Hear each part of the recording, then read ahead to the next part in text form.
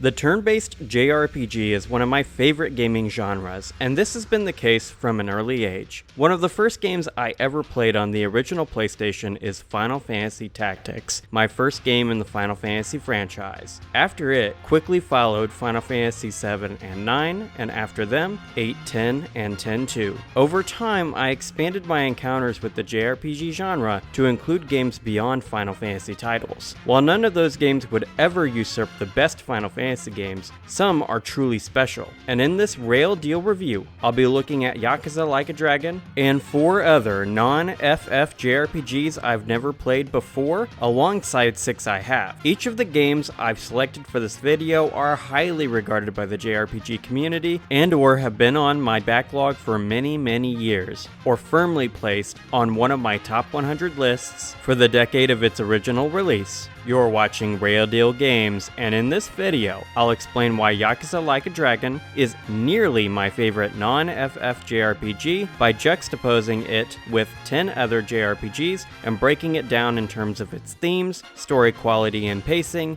gameplay, charm, vibes, style, and substance. To be able to explain this concept to the proper level I'd like, I will need to spoil things about Yakuza Like a Dragon and those other JRPG titles. This is the list of games that'll be appearing in some capacity in this video, alongside Like a Dragon. Consider this your lengthy spoiler warning for this list. With all of that established, let's dive right in.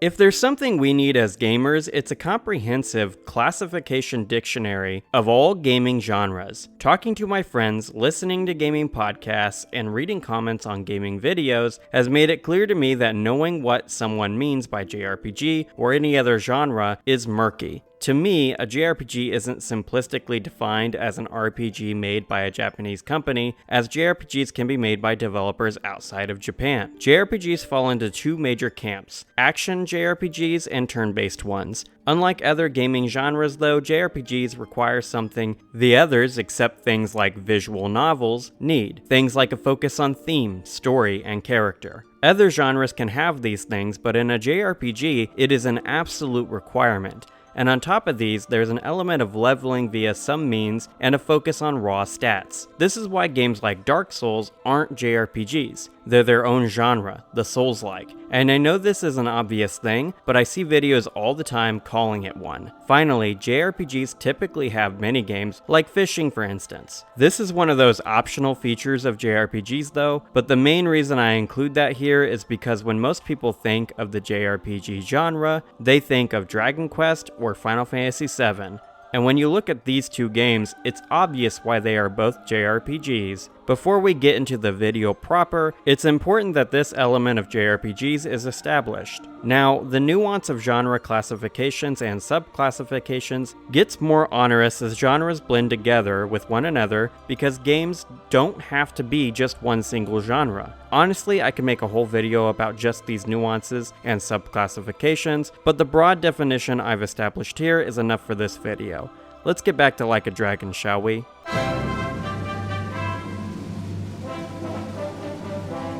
Yakuza Like a Dragon is obviously, overtly inspired by Dragon Quest. Ichiban outright says how much he loves Dragon Quest, and the in-game explanation as to why turn-based combat in the game exists is because Ichiban imagines each fight as if it were in Dragon Quest. Other characters even ask Ichiban why he lets his opponents hit him every so often in the fight, and the reason the enemies morph into other things is because Ichiban's imagination makes them appear that way to him exclusively. Like a Dragon also draws on the propensity of Dragon Quest games to have punny enemy names, like the Twitchy streamer. The punny nature of enemy names is one of the first things I noticed about Dragon Quest XI when playing it for this video. That aspect of Dragon Quest XI feeds into the design philosophy behind its themes and story. DQ11's story is extremely simplistic in a fairy tale kind of way, and while this isn't bad, I've actually never personally liked these types of stories, even when I was younger. For some people, it's comfy to have a simple good versus evil story, but I need more than that. And I think the reason for that is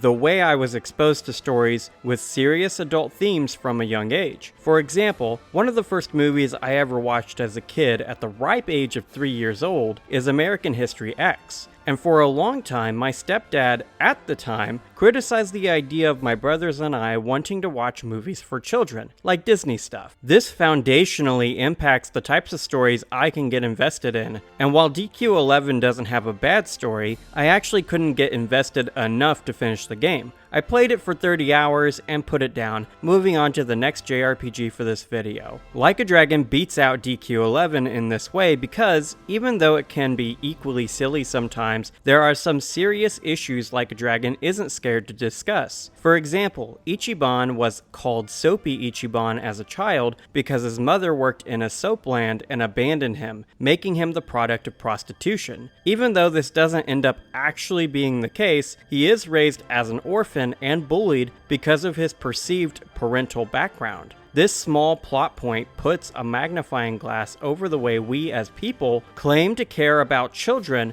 but the instant they're an orphan or the product of promiscuous proclivities, we no longer care for them the same way. Societal guilt and problems are something the Yakuza series has been great at touching on, and Like a Dragon is no slouch in this regard either. DQ11 just doesn't do this, and while its designers never wanted to do something like that, it does make the story less interesting to me as a result. Dragon Quest is the first JRPG, and it is fairly common knowledge these days that it was inspired by Ultima and Wizardry. The first Dragon Quest simplified the CRPG design of the era in order to make the game fit on an NES cartridge. Even though it was the first though, it was not my first. I got my start with the PSX JRPG, and when playing Like a Dragon, I couldn't help but compare it to the classics of old.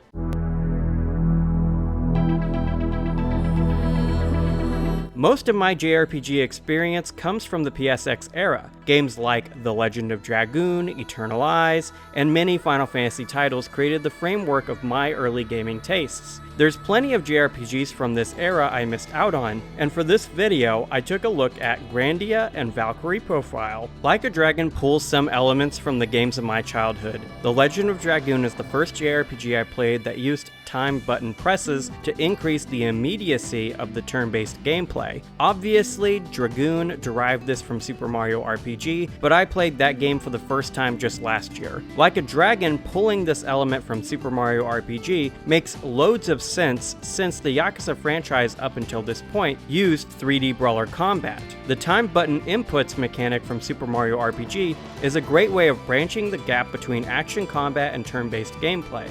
Drawing inspiration from previous popular JRPGs isn't a new concept for the genre either, as 1999's Eternal Eyes pulled definite inspiration from Final Fantasy Tactics and Tactics Ogre Let Us Cling Together. Unlike Eternal Eyes, Like a Dragon is better than the game its inspired mechanics originally come from. Like a Dragon's timed inputs are tied to moves that are flashier than Super Mario RPG and The Legend of Dragoon, and even though it's not Mario RPG's fault, given its innovative design and age, Like a Dragon just does have cooler abilities and a better, clearer implementation of the time button press mechanic. Like a Dragon's progression too borrows from the greats of the genre as well, and the way the jobs in Like a Dragon, beyond being an obvious reference to the job mechanic from Final Fantasy games, is very similar to the dress spheres from Final Fantasy X too. Grandia and Valkyrie Profile are two fairly highly regarded JRPGs from the PSX era I didn't play as a kid, and I didn't get far in either for this video. For Grandia, I found the gameplay to be excellent, but the story had that simplistic fairy tale design I'm just not into. For Valkyrie Profile, the disconnected nature of the story and simple gameplay design of the early parts of the game made me bounce off. I mention these two here because Like a Dragon does a great job at expanding on classic PSX JRPG design in ways that add to the genre, rather than just being derivative. I get the love for Grandia and Valkyrie Profile, but I'm also not surprised that these games games are far less popular than any of the other games I mentioned. The production values of a game matter more in older games than the games of today because creativity wasn't entirely compromised by corporate interests in the late 90s and early 2000s. In the modern era, the production values of a game matter far less, making the rise of indie-developed games more popular and profitable. Like a Dragon feels more like an indie game with its focus on innovation and ways of honoring its forebears in the genre. It's a AAA game with an indie heart, while also fitting well in the long-running Yakuza franchise. This is what makes it better than some of the C-tier or B-tier games of the PSX era, like Eternal Eyes, Dragoon, Grandia, Valkyrie, and others. If released today, the design of those other JRPGs would make them stand out more, but at the time of their release, the lower quality of their design directly related to the destiny of their capital. With deep pockets and creative design chops, Like a Dragon trumps most PSX JRPGs from the golden age of the genre. Like a Dragon is far from being the first game to release outside of the golden age while aping a classic design. The charm and vibes of those older titles started to come back into the gaming sphere in 2010 with the release of The Wrath of the White Witch.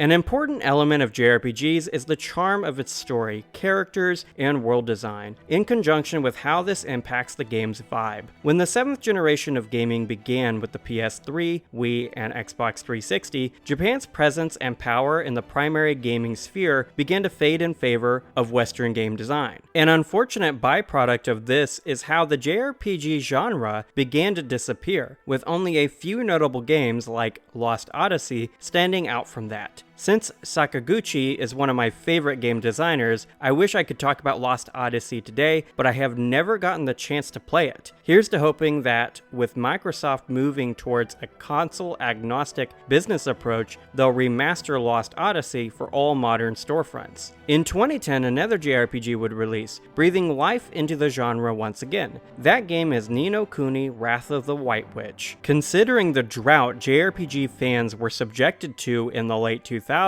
Ni no Kuni's popularity makes a lot of sense. Pairing a dying genre with the revitalizing style of Studio Ghibli sets Wrath of the White Witch apart from its contemporaries. There's a certain vibe JRPGs give off, and Ni no Kuni achieves these vibes through its art direction and gameplay. However, Ni no Kuni does suffer from the common gaming trends at the time of its release, with the way it railroads the player in extremely linear ways, despite its veneer of providing the player with open exploration. Like a Dragon also points the player to the place they need to go, but it provides the player with the option of going anywhere in Yokohama from the moment they gain control of Ichiban. Now, older JRPGs railroaded the player too, and one of my favorites, Final Fantasy X, is essentially a long hallway for most of the experience. The linearity of Ni no Kuni's first 20 hours is not what disqualifies it from being my favorite non-FF JRPG though, as the childlike wonderment of the story is what really sets me adrift from it. I just don't vibe with that type of story, but I get the appeal of it. For fans of the genre, I'm sure there's a comfiness games like Ni no Kuni create, but because of what I've already said about my personal media tastes, dating back as far as I can remember, Like a Dragon does a great job at hitting these JRPG vibes, while also providing someone like me with the types of stories I like. DQ11, Grandia, and Ni no Kuni all don't work for me because of the types of stories they tell. But what about another modern JRPG that matches their vibes while adding style, putting it in an entirely different tier?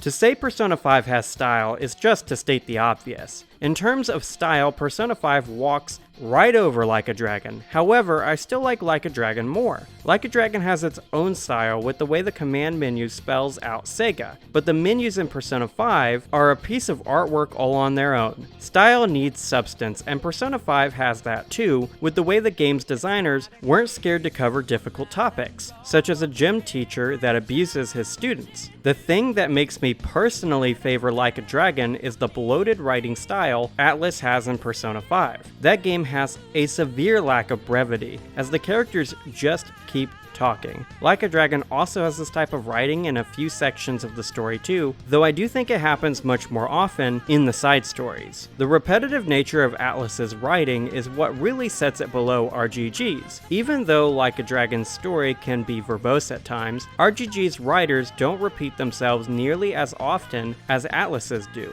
Like I said at the top of this video though, all the games I played before making this video are currently on my top 100 list for the decade of their release, and Persona 5 is in this category for me. Even though the writing made it so that I couldn't bring myself to finish the game, I do think it's one of the best games from the 2010s. It might seem odd, but sometimes we don't need to finish games in order for them to be our favorites. There's just some small things about games that can make it so that they don't work for people, and a person's tastes in games have nuance. This is why a person cannot roll credits on a game and still regard it as one of their favorites. So why is it that the small things these games do to put them beneath Like a Dragon are not things that exist in the Final Fantasy franchise for me? Why do I like that series so much?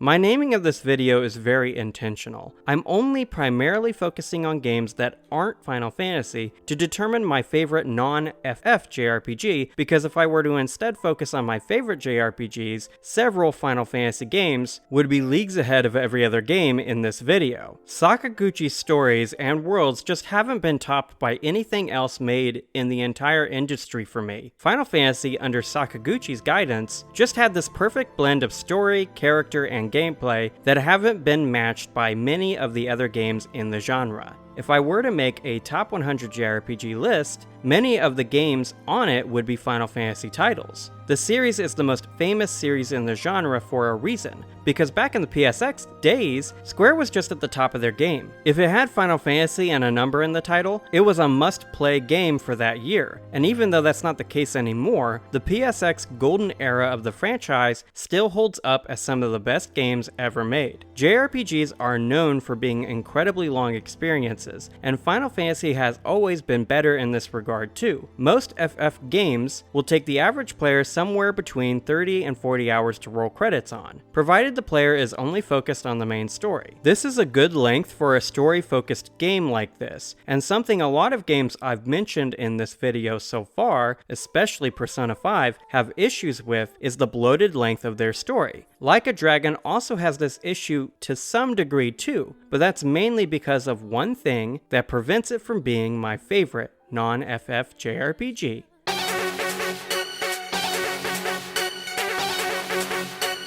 So far, I've had nothing but great things to say about Like a Dragon, but as I alluded to at the top, this game is nearly my favorite non-Final Fantasy JRPG. Games can be made or broken based on small things with them, and in Like a Dragon's case, there is one thing in the game that stops it from being my favorite non-FF JRPG. Near the end of the game, Ichiban and his party confront his father's true murderer, Tendo, at last, and at first this felt like it was going to just be an overly tanky grindfest, which, while not great, is forgivable at least. However, this fight slowly turns into one of the worst JRPG encounters I've ever experienced in a game. And this is even more of a shame because Tendo follows an awesome pair of boss fights with Kiryu and Goro Majima. Tendo has the ability to insta-kill a party member in the second phase of the encounter, and while this on its own is fine, he will target Ichiban. This is an issue because if Ichiban's health hits 0, it is game over for the player. This is how it worked in Final Fantasy XIII, and it was a major flaw in that game too. However, it is worse here. In FF13, there are so many ways to mitigate or reduce damage that it's really the player's fault if their controllable party member ever goes down, except for the final boss, Orphan. Orphan has the ability to instantly kill a party member,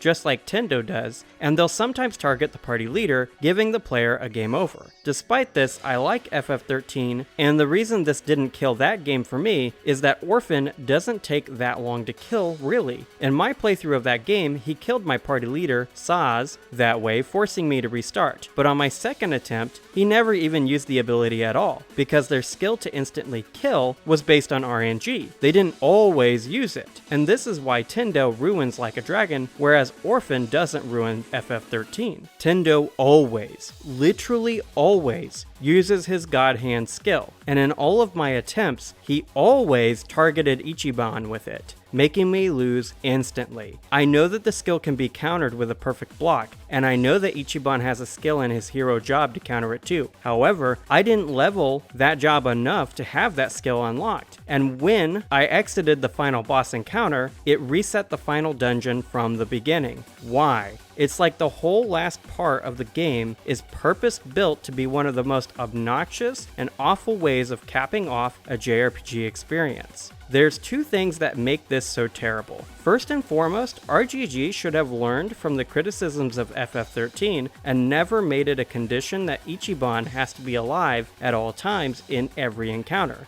And secondly, Tendo's ability to get 3 or 4 turns in a row sometimes makes it literally impossible to knock him out of God Hand. He'll start the wind-up for the skill and then immediately use it right afterward. Learning the perfect guard timing for it was too obnoxious a prospect for me, since it takes me 20 or 30 minutes to even get to the stage of the fight where he starts using it. Now, it is entirely possible I am underleveled for this encounter, as I finish most JRPGs, including Final Fantasy games, underleveled for the final dungeon and boss. And even if I'm underleveled, there's nothing in the Tendo boss fight that's a problem for me except this one move. And this move itself wouldn't be an issue if he didn't target Ichiban. Like a Dragon is not the only JRPG I stopped playing because of a poor boss fight near the end. The Legend of Dragoon is one of my favorite games on the original PlayStation, but I've never actually rolled credits on it. I always stop at the final boss, not because he's too difficult, but because he takes too long to beat. I always fight the final boss for 30 minutes or so before just closing the game and moving on. Not because of the length itself, as a 30-minute fight can be a lot of fun, but because the boss spams moves that take 2 to 3 minutes to resolve. The sheer disrespect for my time, that I'm sure wasn't the developer's intention, makes me not want to finish the game. Like a Dragon and Legend of Dragoon aren't alone in the way they fall apart right at the end, as Xenogears did that before either of them with the way the final disc is designed. Sometimes it only takes one thing to make someone move on, but that doesn't necessarily mean the player can't like the game. Thanks to this one thing, Like a Dragon joins the stack of JRPGs I haven't finished, because whenever developers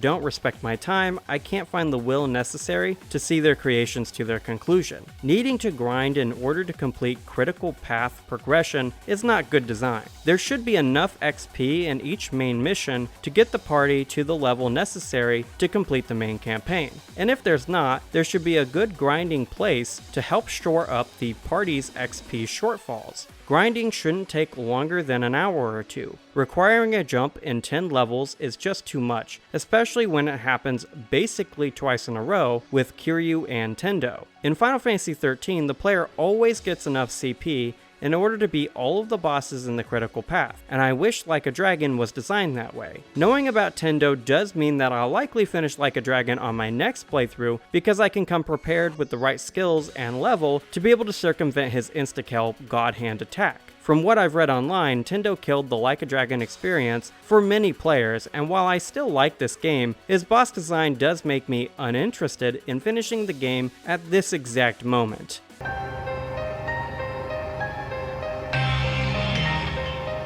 So if Like a Dragon is nearly my favorite non-FF JRPG, what is my actual favorite one? My favorite non-Final Fantasy JRPG is Parasite Eve, which is a blend of survival horror and turn-based gameplay. Something I've always loved about Parasite Eve is the way it blends turn-based gameplay and real-time actions, as the player has to move around the battle arena, dodging and weaving around the enemies and their attacks in real time, but they take their turn in a turn-based fashion. This type of gameplay is something I thought was going to change the entire genre, but other than Vagrant Story, this type of gameplay essentially disappeared completely after Parasite Eve. The Final Fantasy VII Remake sequel series has created a combat system close to Parasite Eve, but it's just not the same. Combining this type of gameplay with severe horror themes, enemies, and locations is what makes Parasite Eve one of my favorite horror games, in addition to being one of the best non-Final Fantasy games Square ever made. So, Like a Dragon didn't end up usurping Parasite Eve in my hierarchy of JRPGs, but it is still possible it makes my top 100 list for the 2020s.